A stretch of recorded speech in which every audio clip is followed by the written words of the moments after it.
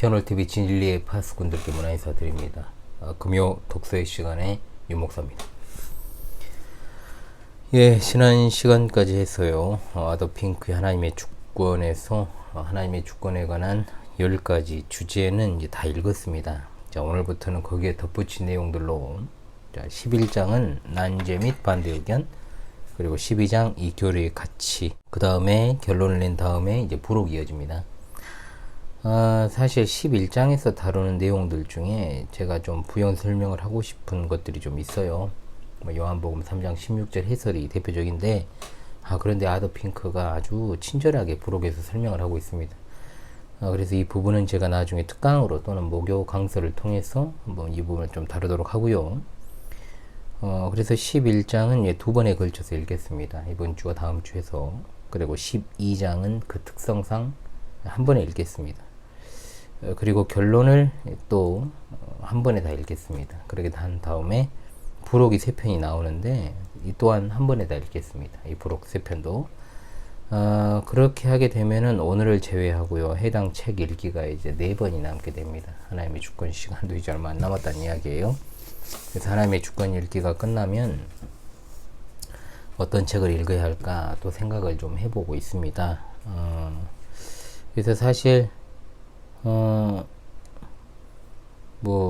책 읽기가 그렇습니다. 또 저작권 문제가 있기 때문에 특별하게 이제 문제 삼지 않는 고전을 읽어야 되는데요.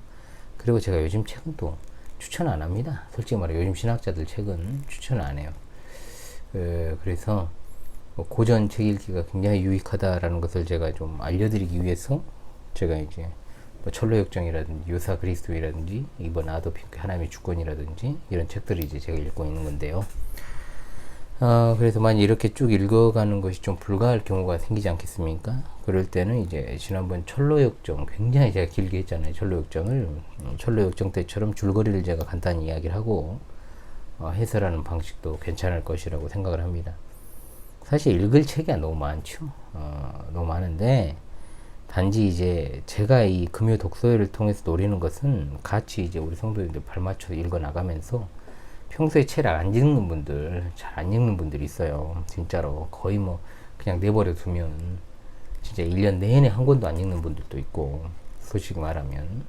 그리고 제네바 학당 1, 2학기로 제가 나눠가지고 수업을 하는데도 그 정말 작은 소책자 하나도 한 학기당 좀 읽는 것을 좀 힘들어하는 분들도 있고, 그러니까 책을 좀 읽어야 되겠다, 그런 어떤 취지로 하는 것입니다. 그렇기 때문에 여러분과 함께 책을 함께 읽는 것 자체가 중요하기 때문에 그냥 한 권 한 권에 최선을 다할 뿐입니다. 그래서 제가 고민을 잘 해보고요, 여러분에게 유익이 될 고전이나 또는 고전이 아니더라도 검증된 신학자가 있다면 그 책을 가지고 같이 읽어 나갔으면 합니다. 벌써 머릿속으로 스쳐 지나가는 책이 몇 권 있습니다. 그래서 아시다시피 여러분, 저는 책 소개하는 채널이 아니에요. 이 채널이 제가 하려면 하죠. 엄청나게 방대하게 일주일에 몇 권씩 할 수 있습니다. 그런데 책 리뷰하는 제가 유튜버가 아니니까, 책 소개하는 사람이 아니니까요. 컨셉을 그쪽으로 잡지 않았고, 어디까지나 책을 읽는 게 목적이니까, 이 정말로 책 안 읽는 시대 속에서 과거에 소개된 신학 논문이라든지 또 좋은 글이 있으면요, 또 같이 읽거나 읽어드리는 그런 시간도 괜찮지 않을까 생각을 해요. 반드시 어떤 단행본을 갖다가 정해가지고 이렇게 읽는 것도 좋지만 좋은 글들이 많거든요. 사실 여러분, 그런 것들은 여러분들이 검색해서 찾아서 읽기가 어려운 것들이 있어요.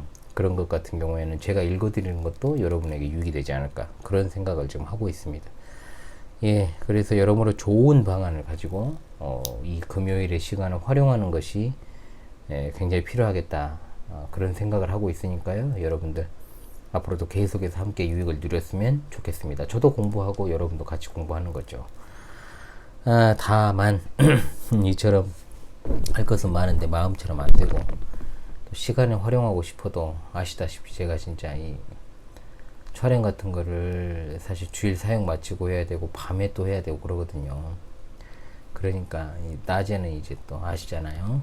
이제 목회 연구와 또 요가를 또 동시에 해야 되니까 이런 것들이 보통 일이 아닙니다.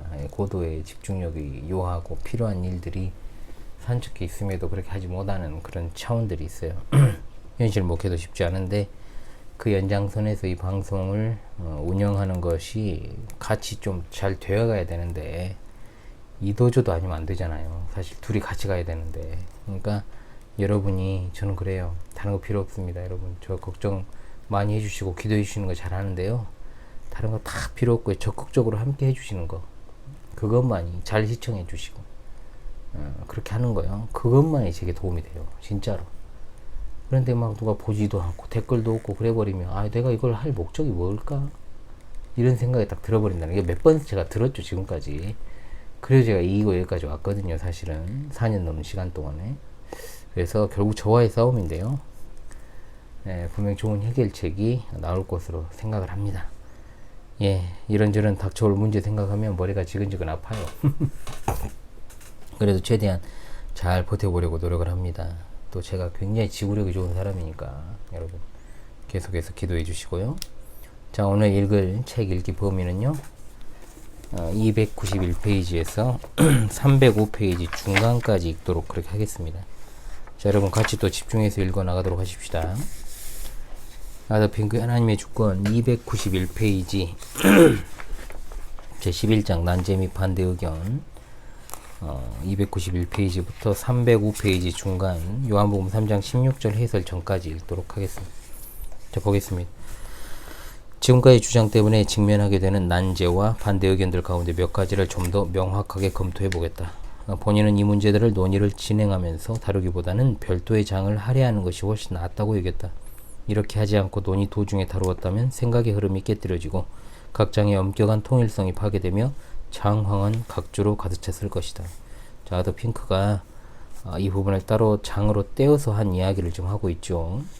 실제로 그렇습니다. 만약에 이런 무거운 주제를 갖다가 다뤄버린다면은 논지가 흐트러질 여지가 있다라는 겁니다.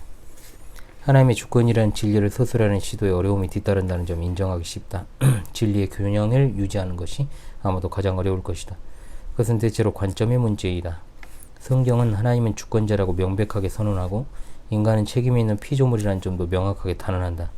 이 두 진리의 관계성을 규명하는 것, 이 둘을 나누는 분수령을 확정하는 것, 이 둘이 만나는 정확한 지점을 찾아내는 것, 이 둘 사이에는 모순이 일체 없음을 보여주는 것이 가장 중차대한 과제이다.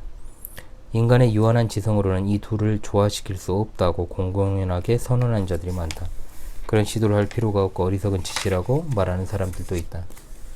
그러나 앞에서 언급하였듯이 모든 문제의 해답을 하나님의 말씀에서 찾는 것이 하나님을 훨씬 높일 것이다. 사람에게 불가능한 것이 하나님에게는 가능하다. 유한한 지성은 미칠 수 있는 한계가 정해져 있지만 우리가 기억할 것은 하나님께 속한 사람에게 완전하게 공급해 주기 위하여 성경을 주셨다는 사실이다. 이 부분 줄.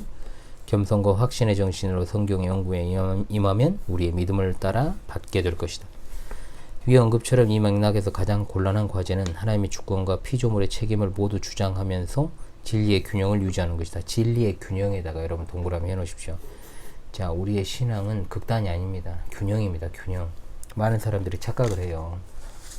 무슨 신앙에도 어떤 현실에 있는 보수 좌우 대립이 있는 것처럼 그렇게 생각을 하는데, 분명히 이제 기독교 내에는 좌경 세력이 있어요. 보통 우리가 이것을 갖다가 자유주의라고 부르고 또 신정통주의라고 부르고 신복음주의라고 우리가 보통 부르지만은, 그러면 우리가 그건 우경화된 겁니까? 아니잖아요. 우리는 균형입니다. 균형. 신학의 균형 잡힌 신앙이 개혁화 신앙이고 역사적 기독교의 신앙이라는 것, 진리의 균형을 유지하는 것이 진정한 신앙입니다. 자, 이걸 기억하시면서요, 우리처럼 하나님의 주권을 길게 강조하면 인간을 인형으로 전락시킨다고 생각하는 독자도 있을 것이다. 그렇죠? 이 꼭두각시 인형을 떠올리시면 됩니다. 그러므로 이런 생각을 가진 사람들은 이런 오류에 빠지지 않도록 하기 위하여 하나님의 주권에 대한 정의와 관련 진술들을 수정하고 육적인 생각에 매우 거슬리는 날카로운 모서리를 뭉툭하게 만들려고 한다. 우리 주장을 뒷받침하기 위해 인용한 증거를 심사숙고하기를 거절한 채 주제를 몽땅 날려버릴 만한 반대 의견을 제시하는 사람들도 있다. 트집과 시비에서 나온 반대 의견을 논박하느라 시간을 낭비하고 싶진 않다. 그러나 진리를 더욱 충분히 알고자 하는 열정을 가진 사람들이 부딪힌 난제들은 공평하게 대처하고 싶다. 물론 제기될 수 있는 모든 문제에 우리가 만족스럽고 최종적인 해답을 줄 수 있다는 말은 아니다. 독자와 마찬가지로 저자도 부분적으로 알고 유리를 통해 보는 것처럼 희미하게 볼 뿐이다. 그렇죠. 우리가 완성된 계시의 시대를 살아가고 있니 지금 우리 주님이 오실 때 우리가 완전한 것을 보게 됩니다.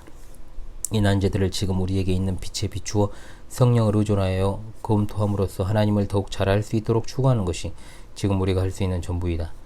우리의 발자국을 돌아보아 우리의 생각이 이곳까지 이르게 된 그 순서를 추적해보자. 우리는 하나님의 주권을 정의하면서 다음과 같이 단언하였다. 하나님은 주권적이라고 말하는 것은 하나님은 전능자, 즉 하늘과 땅의 모든 권세를 소유한 분이시며 따라서 하나님의 생각을 물리치거나 하나님의 목적을 좌절시키거나 그의 뜻을 거역할 수 있는 자가 없다고 선언하는 것이다. 성경이 말하는 하나님의 주권은 절대적이고 불가항력적이고 무한하다. 가장 강력한 형태로 표현하면 하나님은 오직 자기 좋은 대로만 그리고 언제나 자기 좋은 대로 행하신다는, 시간 속에서 발생하는 모든 일은 단지 하나님이 영혼 속에서 작정한 것에서 나온 것일 뿐이라는 주장이 된다. 이런 주장의 근거로 다음 성경 구절을 제시하였다.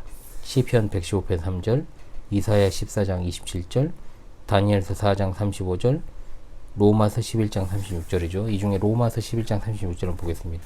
만물은 하나님으로부터 나와서 하나님을 통하고 하나님에게로 돌아간다.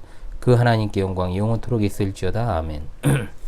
자, 여기에 나오는 선언들은 너무나도 명백하고 적극적이어서 여기에 관한 우리의 어떤 언급도 무식한 말로 어리둥절하게 만드는 결과가 된다. 위에서 인용한 것과 같은 명백한 진술들은 매우 압도적이고 권위가 있어서 저들이 이 주제를 놓고 벌이는 일체의 논의를 영원히 중단해야 한다. 그렇다 이 진술들을 액면 그대로 받아들이기보다는 그 설득력을 무효화시키기 위하여 육적으로 창안해낸 고안물을 의존한다. 예를 들면 우리에게 여기는 묶어두십시오. 오늘날 세상에서 우리 눈으로 보는 것이 하나님이 영원히 목적하신 그 결과라고 한다면, 하나님의 생각이 지금 성취되고 있는 것이라면 어째서 우리의 주님은 제자들에게 주의 뜻이 하늘에서처럼 땅에서도 이루어지게 하소서라고 기도하도록 가르치셨는가라는 질문을 드리댄다. 여기에 대한 이제 답변이죠. 지금 이 말은 하나님의 뜻이 이 땅 위에서 이루어지고 있지 않다는 뜻임이 분명하지 않은가? 이 의문에 대한 대답은 매우 간단하다. 위 구절에서 강조되는 단어는 처럼이다. 하나님의 뜻은 오늘날 땅 위에서 이루어지고 있다. 그렇지 않다면 이 땅은 하나님의 통치를 받지 않는 것이다. 만일 하나님의 통치가 있지 않다면 하나님은 성경이 선언하는 것처럼 온 땅의 주가 아니다. 그러나 하나님의 뜻은 하늘에서처럼 이 땅 위에서 이루어지고 있지는 않다. 하나님의 뜻은 하늘에서 어떻게 이루어지는가? 의식적으로, 그리고 즐겁게. 땅 위에서는 어떻게 이루어지는가? 대부분 무의식적으로, 그리고 심통사납게. 하늘에서 천사들은 창조주 하나님의 명령을 지적으로 그리고 즐겁게 수행한다. 그러나 땅 위에 구원받지 못한 자들은 하나님의 뜻을 무지 속에서 맹목적으로 성취한다. 앞에서 우리가 언급한 것처럼 유다가 주 예수를 배반하였을 때, 빌라도가 주 예수를 십자가에 못 박으라고 언도하였을 때 하나님의 작정을 성취한다는 의식적인 의도가 전혀 없었다. 그렇죠, 여러분? 그럼에도 불구하고 자신도 모르게 그렇게 된 것이다 라는 겁니다. 만일 땅 위에서 발생하는 모든 것이 전능자의 즐거움을 성취하는 것이라면, 만일 하나님이 인류 역사에 등장하는 모든 것을 태초에 미리 정해놓으셨다면, 창세기 6장 6절에 하나님이 땅 위에 사람을 만드신 것을 후회하셨고 하나님의 마음은 고통으로 가득 찼다는 말씀은 무엇 때문인가?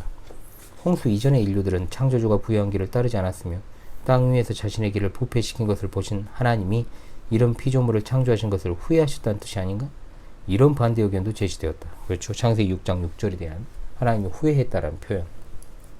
그러나 이런 결론을 내리기 전에 이런 추론에 무엇이 함축되어 있는가를 먼저 살펴보도록 하자. 인간 창조를 후회하셨다는 말은 절대적인 의미로 본다면 하나님의 전지하심이 부인될 것이다. 이와 같은 경우라면 하나님이 인간을 창조하신 그때에 하나님이 인간이 추구한 길을 미리 보지 못하셨음에 틀림없기 때문이다. 그러므로 모든 경건한 사람이 볼 때 이 말은 틀림없이 다른 의미를 갖고 있다. 우리는 후회하셨다는 이 말을 우리의 유한한 지성에 맞춘 표현이라고 인정한다. 이런 식으로 말함으로써 어려움을 회피하거나 매듭을 칼로 끊기를 추구하는 것이 아니라 우리의 해석은 성경 전반의 흐름과 완벽하게 일치한다는 사실을 보여주는 것이다. 하나님의 말씀은 인간을 위한 것이고 그렇게 인간의 언어를 사용한다. 우리가 하나님의 수준까지 올라갈 수 없기 때문에 은혜롭게도 하나님이 우리에게 내려오셔서 우리의 언어로 우리와 대화를 나누신다. 자, 이게 여러분 신인 동형 동성론적 표현입니다.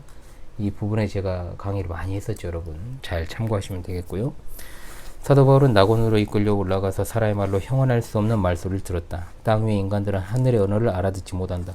유한 자는 무한 자를 파악할 수 없다. 그러므로 전능자는 계시를 인간이 이해할 수 있는 용어로 표현하여 내려주신다. 이런 이유 때문에 하나님을 사람의 형태로 표현하는 의인화 표현이 많다. 하나님은 영이다. 그러나 성경은 하나님에게 눈, 귀, 코, 숨, 손 등이 있다고 말한다. 이것들은 분명히 인간이 이해할 수 있는 수준으로 끌어내린 언어 차용이다. 여러분 잘 기억하십시오. 창세기 18장 20절로 21절을 보자. 그때 여호와가 말씀하셨다. 소돔과 고모라에 대한 항의가 크고 그들의 죄가 매우 심각해서 그들이 행한 짓이 내게 도달한 원성만큼 나쁜지를 보러 내려가야겠다.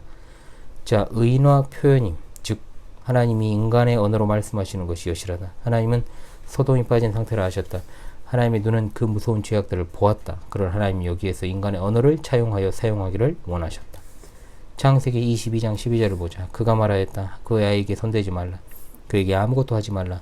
내가 내 아들을, 너희 외아들을 내게 아끼지 않는 것을 보고서 내가 하나님을 경외함을 내가 이제 알겠다. 여기서도 하나님은 인간의 표현 방식을 사용하신다. 하나님이 아브라함을 시험하기도 전에 아브라함이 어떻게 행할지를 정확하게 알고 계셨기 때문이다. 에레미야가 하나님을 묘사하면서 그렇게 자주 사용한 표현은, 즉 하나님이 일찍 일어나서라는 표현은 분명히 언어 차용이다. 자, 언어 차용이란 말을 쓰고 있죠. 신인 통용론적 표현. 한 가지 더 확인해보자. 포도원에 비유해서 그리스도는 포도원 주인이 다음과 같이 말한 것으로 묘사한다. 그때 포도원 주인은 어떻게 해야 하나? 내가 사랑하는 아들을 보내야겠다. 아마도 내 아들은 존중해 주겠지라고 말하였다. 하지만 명백한 사실은 그 포도원 일꾼들, 즉 유대인들이죠. 그 아들을 존중하지 않고 오히려 하나님의 말씀이 선언하였던 것처럼 그를 멸시하고 거절할 것을 완벽하게 잘 알고 계셨다는 것이다. 창세기 6장 6절에 하나님이 땅에 사람을 만드신 것을 후회하셨고 하나님의 마음은 고통으로 가득 찼다. 이 표현을 우리는 동일한 방식으로, 즉 인간이 이해할 수 있는 수준과 방식으로 맞추어 표현한 것으로 이해한다. 이 구절은 하나님이 예기치 못한 돌발 사태에 맞닥뜨려 인간을 창조하신 것을 후회했다고 가르치지 않는다. 이런 오해를 실제로 여러분 신앙이 어린 분들이 많이 하죠. 그래서 우리가 이 신인 동용 동성론적 표현을 갖다가 잘 알아야 되는 겁니다. 오히려 이 구절은 인간이 빠져든 저 무서운 사악함과 부패를 하나님은 혐오하신다는 표현이다. 독자들의 마음에 우리 해석의 합법성과 건전성에 관한 의심이 남아있다면 다음 성경을 직접 찾아보면 그런 의심은 즉각적이고 전적으로 사라질 것이다. 이스라엘의 힘은 거짓말하지도 후회하지도 않으신다. 그는 사람이 아니기에 후회하지 않으신다. 사무엘상 15장 29절 말씀. 모든 좋은 선물, 모든 완벽한 선물은 위로부터, 빛들의 아버지로부터 결코 변화도 없고 회전하는 그림자도 없으신 아버지로부터 내려온다. 야고보서 1장 17절이죠. 우리가 위에서 언급한 것에 세심한 주의를 기울이면 이런 표현들의 비유적 성격을 무시하고 인간적 표현 방식을 하나님이 자기에게 적용한다는 사실에 유의하지 못하는 경우에 모호하고 헷갈리게 되는 다른 무수한 성경 구절을 이해할 실마리를 발견하게 될 것이다.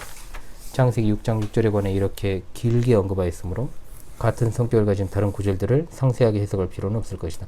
대표적으로 창세기 6장 6절을 갖다가 들어서 설명한 거죠. 그러나 독자들 가운데 다른 몇몇 구절들을 검토해 주기를 바라는 사람들의 유익을 위해서 한두 구절을 더 다루겠다. 굉장히 친절하네요. 이 책을 통해서 개진한 교훈을 뒤집기 위해 종종 인용되는 구절은 우리 주님이 예루살렘을 애도하는 장면이다. 마태복음 23장 37절의 말씀입니다. 예루살렘아 예루살렘아 선자들을 죽이고 내게 파송된 자들을 돌로 치는 자여, 암탉이 자기 병아리를 날개 아래 모음같이 내가 내 자녀를 모으기를 정말 자주 원하였다. 그러나 너희가 원하지 않았다. 이 말씀은 주님은 자기 사역의 실패를 인정하였다는 사실, 즉 유대 백성들은 자기들에게 향한 은혜의 전주곡에 전적으로 저항하였다는 사실을 보여주지 않는가? 라는 의문이 제기된다. 또 이런 의문이 제기될 수 있다는 거죠. 이 의문에 대해서는 우리 주께서 여기에서 주님의 사역의 실패를 언급한다기보다 방금 그 의문 제기는 여러분 묶어두십시오. 의문 제기니까. 주님은 모든 시대에 하나님의 은혜를 거절한 것으로 인해 유대인들을 책망하고 있는 것이다. 이것은 선지자들이라는 언급에서 확실하게 드러난다. 여호와 하나님이 자신의 백성을 얼마나 은혜롭고 인내로서 다루셨는지를, 하나님께로 모이기를 이 백성들이 시종일관 얼마나 극단적인 옹고집으로 거부했는지를, 결국에는 이 백성들 스스로 만들어낸 것들을 따르도록 일시적으로 어떻게 내버려 두셨는지를 구약 성경은 충분히 증언한다. 그래서 성경은 하나님의 계획은 이 백성들의 사악함에 의해서 좌절되지 않았다고 선언한다. 하나님이 그것을 애언하셨다. 따라 작정하셨다. 열왕기상 8장 33절을 예로 들어 살펴보라. 마태복음 23장 37절을 이사야 65장 2절을 비교해보자. 이사야의 글을 보면 하나님은 좋지 않은 길로 행하고 자기 자신의 생각을 추구하는 완고한 백성에게 내가 온종일 손을 내밀었다고 말한다. 그러나 하나님은 자신의 영원한 목적에 반대되는 것을 하려고 노력하였는가? 라는 질문이 나올 수도 있다. 여기에 대해서는 칼빈의 글을 인용하여 대답하겠다. 우리는 하나님의 뜻이 다중적이고 다양하다고 이해하지만 하나님 그 자신으로는 서로 불일치하게 의지하지 않으시지만 바울의 표현에 따르면 하나님의 다양하고 다중적인 지혜로 우리의 각 기능들을 놀래키신다. 지금은 하나님의 뜻에 반하는 것처럼 보이는 것을 이적적으로 의지하시는 것을 우리가 이해할 수 있게 될 때까지 그렇게 하신다. 동일한 원리를 이사야 5장 1절로 4절의 말씀에서 좀 더 깊이 확인할 수 있다. 나는 내가 사랑하는 자에게 그의 포도원에 관한 노래를 불러주겠다. 나의 사랑하는 자의 포도원은 기름진 산 허리에 있구나. 그가 땅을 파고 돌을 치우고서 최상품의 포도나무를 심었다. 그곳에 망루와 술투를 세웠다. 좋은 포도가 맺히기를 고대하였으나 나쁜 열매만 맺혔구나. 자, 예루살렘에 사는 사람들아, 유다 사람들아, 나와 내 포도원 사이에 판단하라. 내가 포도원을 위하여 무엇을 더 할 수가 있었단 말인가? 내가 좋은 포도 맺히기를 기다렸는데 포도원은 어째서 나쁜 열매만을 맺었단 말인가? 하나님은 인간의 우법대로 하면 훨씬 더 좋은 보상을 받아도 될 만큼 자신의 할 바를 다 하였다고 생각하신 것이 이 구절의 명백한 의미가 아닌가? 그렇다. 여호와 하나님이 여기에서 좋은 포도가 맺히기를 고대하였다고 말할 때 유한한 표현 방식에 자신을 맞추고 있다는 것 또한 분명하지 않은가? 게다가 하나님이 내가 포도원을 위하여 무엇을 더 할 수가 있었단 말인가 라고 말씀하실 때 하나님이 하신 것, 즉 울타리를 두르거나 등등의 일을 열거한 것에서 이스라엘에게 쏟아 부어주셨던 외적 특권과 수단과 기회들만을 언급한다는 사실에 주목할 필요가 있다. 물론 하나님은 그때 만일 자신이 원하기만 하셨더라면 이스라엘에게서 그 돌같은 마음을 제거하고 새로운 마음을 주셨을 수도 있었다. 아마도 우리는 마태복음 23장 37절에 있는 예루살렘에 대한 그리스도의 통회하심과 누가복음 19장 41절에 예루살렘에 가까이 다가가 보시고는 예루살렘 성 때문에 슬피 오셨다는 말씀이 기록된 그리스도의 눈물을 연결지어야 할 것이다. 바로 뒷구절에 그리스도께서 눈물을 흘리신 원인이 언급되어 있다. 누가복음 19장 42절 43절이죠. 말씀하시기를 만일 내가 무엇이 내게 평화를 가져다 줄지를 오늘 알았더라면 좋았을 텐데 그러나 지금 내 눈에는 그것이 숨겨져 있구나. 내 원수들이 너를 사방으로 축대를 둘러 에워싸는 날이 닥칠 것이다 라고 하셨다. 이것은 그리스도께서 알고 계시던 임박한 무서운 심판에 대한 전망이었다. 그러나 그 눈물은 시리에 빠진 하나님의 모습을 나타낸 것인가? 아니다. 정말 아니다. 오히려 그 눈물은 완전한 인간상을 나타내었다. 인간 그리스도에서는 무감각한 금욕주의자가 아니었다. 연민으로 가득 찬 사람이었다. 그 눈물들은 그리스도의 실제적이며 순수한 인간성에서 나오는 죄 없는 공감을 표명하였다. 만일 그리스도가 슬피 울지 않았더라면 덜 인간적이었을 것이다. 그 눈물들은 모든 점에서 자기 형제들과 같이 되심이 마땅하였다는 많은 증거 가운데 하나였다. 히브리서 2장 17절이죠. 제1장에서 우리는 하나님은 사랑을 주권적으로 발휘하신다고 단언하였다. 그리고 이렇게 말할 때 많은 사람들이 진술에 대해 강한 반감을 가질 것을 충분히 알고 있었다. 그리고 위에서 방금 언급한 내용에 대해서도 이 책의 다른 어떤 것 이상으로 비난을 받으리라는 것도 잘 알고 있다. 그럼에도 불구하고 우리는 성경의 가르침이라고 믿는 것에 대한 우리의 확신에 참되지 않으면 안 된다. 그리고 독자들의 주의를 끌어모은 우리 주장을 하나님의 말씀에 비추어 착실하게 검토해 주기를 독자들에게 촉구할 수 있을 따름이다. 하나님은 모든 사람을 사랑하신다는 신념인 현대의 가장 인기 있는 신념 가운데 하나이다. 여러분 그렇죠. 사랑 타령 엄청나게 하잖아요. God is love. 그러니까 사형리 전도법이라든지 그리고 뭐 이제 막 온 새신자들에게 뭐 돌리는 어떤 축복송들이라든지 이런 모든 것들이 다 하나님이 모든 사람을 사랑하신다는 이 보편 구원론적인 어떤 신학의 입각에서 사람들에게 접근하는 태도죠. 모든 계층에 그토록 인기가 있다는 바로 그 사실은 진리의 말씀을 따르는 사람들로부터 의심을 사기에 충분함이 틀림없다. 자신의 모든 피조물을 향한 하나님의 사랑이라는 말은 보편 구원론자들, 이신론자들, 신지학파, 크리스천 사이언스주의자들, 실용주의자, 러셀주의자들 등등의 근본적이고 가장 좋아하는 강령이다. 사람이 어떻게 살든지 간에 하늘의 공공연히 반항하며 하나님의 영광은 말할 것도 없고 자기 영혼의 영혼 문제에 관해서는 도무지 관심 없이 죽어가며 아마도 이슬로만 맹세하는 그럼에도 불구하고 하나님은 모든 사람을 사랑한다고 말한다. 이 신조는 정말 광범위하게 퍼졌고 하나님과 적대 관계에 있는 심령에게 정말 위안을 주고 있어서 그들의 오류를 깨우쳐줄 소망이 우리에게는 별로 없다고 느낄 정도이다. 하나님이 모든 사람을 사랑한다는 신념은 매우 현대적인 것이라고 말할 수 있다. 초대교회 교부들, 종교개혁 시대의 개혁가들, 잉글랜드 청교도들의 저술을 샅샅이 훑어봐도 이런 개념은 나오지 않을 것이다. 아마도 드루먼드의 세상에서 가장 위대한 것에 매혹된 무디 선생이 지난 세기에 누구 못지않게 이 개념을 대중화시키는 일에 공헌하였다. 자, 드와이트 무디가 나오죠. 자, 무디 이야기는 제가 나중에 하지 않아요. 용어정에서 제가 말했죠. 예. 하나님은 비록 죄를 미워하시지만 죄인을 사랑하신다고 말하는 관습이 생겼다. 그러나 이것은 무의미한 구별이다. 죄인 안에 죄 말고 무엇이 있는가? 그의 머리 전체가 병들었고 그의 마음 전체가 쇠약해졌으며 발바닥에서 머리 꼭대기까지 성한 곳이 하나도 없다는 말이 사실이 아닌가? 하나님은 성자를 경멸하고 거부하고 있는 자를 사랑한다는 말이 맞는가? 하나님은 사랑이신 동시에 빛이시다. 그러므로 하나님의 사랑은 거룩한 사랑임에 틀림없다. 그리스도를 거절하는 자에게 하나님은 당신을 사랑하십니다 라고 말하는 것이 그 양심을 마비시키는 것이며 죄 중에 머물러도 안전하다는 생각을 부여하는 것이다. 중요한 말 하고 있죠, 여러분. 하나님의 사랑은 오직 성도들에게만 해당되는 진리이다. 별표해 놓으십시오. 이 진리를 하나님의 원수들에게 준다는 것은 자녀들의 양식을 개에게 주는 것이다. 완전한 선생이신 주 예수께서 죄인들에게 하나님이 너희를 사랑하신다는 말씀을 주신 장면은 요한복음 3장 16절을 빼놓고는 사복음서에 한 번도 나오지 않는다. 진짜 중요한 말이죠. 사도들의 복음 전도와 메시지를 기록한 사도행전에서도 하나님의 사랑을 전혀 언급하지 않는다. 성도들에게 보낸 서신서에 이르러서야 이 고귀한 진리의 완전한 표현, 즉 자기 백성들을 향한 하나님의 사랑이라는 표현이 나온다. 하나님의 말씀을 바르게 분별하도록 합시다. 그래서 신자들에게 주신 진리를 불신자들에게 잘못 적용하는 일이 없도록 합시다. 진짜 중요한 말 하고 있죠. 죄인들이 직면해야 하는 것은 하나님의 형언할 수 없는 거룩하심, 엄격한 의로우심, 단호한 정의로우심, 무서운 진노이다. 여긴 다 묶어 놓으십시오. 오해받을 위험을 무릅쓰고 하더라도 말하지 않을 수 없는 것은, 그리고 이 나라의 모든 전도자와 설교자에게 말해줄 수 있기를 소원하는 것은, 오늘날 건전한 믿음을 가진 사람들이 죄인들에게 그리스도를 너무나 지나치게 제시하고 있으며 죄인들에게 그리스도가 필요하다는 사실을, 즉 죄인들이 절대적으로 파탄된 상태에 있으며 죄인들은 다가올 진노를 겪게 될 무서운 위험이 임박하며 죄인들은 하나님 앞에서 무서운 죄책을 끌어안고 있다는 사실을 너무나 적게 말해주고 있다는 것이다. 여기다 줄여놔야 되겠죠. 자신들이 그리스도를 필요로 한다는 사실을 깨달은 적도 없는 자들에게 그리스도를 제시한다는 것, 제가 이거 얼마나 많이 말했습니까, 여러분. 사양의 전도법, 그리고 현대의 복음전도 과연 성경에 근거하고 있는가? 이 이야기를 그대로 하고 있죠. 진주를 돼지에게 던져주는 죄를 짓는 것과 같다는 거죠.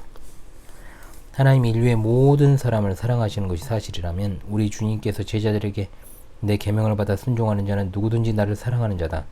나를 사랑하는 자를 내 아버지가 사랑하실 것이고 만일 어떤 사람이 나를 사랑하면 그는 나의 가르침을 따를 것이고 내 아버지가 그를 사랑하실 것이다 라고 말씀하신 까닭은 무엇인가?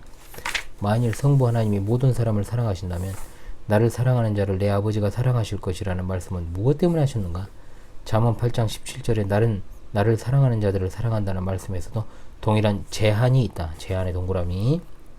시편에는 악 그 자체뿐만 아니라 악을 행하는 모든 자들을 미워하신다는 말씀이 있다. 바로 이 말씀은 하나님은 악을 미워하시지만 죄인을 사랑하신다는 작금의 가르침을 정면으로 반박하고 있다. 성경은 말한다. 악을 행하는 모든 자들을 미워하신다. 하나님은 사악한 자들에게 매일 분노하신다. 시편 7편 11절 말씀. 아들을 믿지 않는 자는 생명을 보지 못할 것이다. 오히려 하나님의 진노가 미칠 것이다. 요한복음 3장 36절입니다. 하나님은 자신의 진노가 미칠 자를 사랑하실 수 있을까? 다시 말하자면 예수 그리스도 안에 있는 하나님의 사랑이라는 표현이 하나님의 사랑의 범위와 대상 양쪽에 한계점을 설정하는 것이 확실하지 않은가? 또 내가 야곱을 사랑하고 에서를 미워했다는 말씀을 볼 때 하나님은 모든 사람을 사랑하지 않는 것이 분명하지 않은가? 주께서 사랑하신 아들을 단련하시고 주께서 받으시는 모든 아들을 채찍질하신다는 말씀도 있다. 이 구절은 하나님의 사랑은 하나님의 자녀들에게 제한되어 있다. 제한의 동그라미 가르치지 않는가? 만약 하나님이 예외 없이 모든 사람을 사랑하신다면 여기에서 언급되는 구별과 제한은 매우 무의미하다. 구별과 제한의 동그라미. 마지막으로 정죄받고 영원한 유황불못에 던져질 자들을 하나님이 사랑한다고 상상할 수 있겠는가라는 질문을 던지고 싶다. 하지만 만일 하나님이 지금 그런 자들을 사랑하실지라도 하나님의 사랑이 아무런 변화를 일으키지 못한다는 사실을 알면서도 그때도 그렇게 하실 것이다. 하나님은 변화도 회전하는 그림자도 없으시다. 아멘. 예, 오늘은 여기까지 읽겠습니다. 예, 여기까지 읽겠습니다. 예. 다음 시간에 이제 11장 난제 및 반대 의견 남은 부분들을 함께 읽으면서 또 유익을 누리는 시간을 갖죠. 책 읽기의 유익함을 우리가 함께 누려야 됩니다. 여러분. 오늘 또 여러분과 금요 독서의 좋은 시간 만남 가졌다고 생각하는데 여러분 어떻게 생각하십니까? 앞서 말씀드린 대로요. 향후 4번의 시간만 지나면 이 책 읽기가 끝날 것 같고요. 또 좋은 글, 또 좋은 책 읽는 시간들 올 것으로 생각이 됩니다. 정말 좋은 글들도 많고 좋은 책 많아요, 여러분. 제 글을 갖다가 소개할 때도 올 겁니다. 근데 제가 뭐 항상 강의를 하니까 뭐 그까지는 굳이 할 필요가 없을 것 같고요.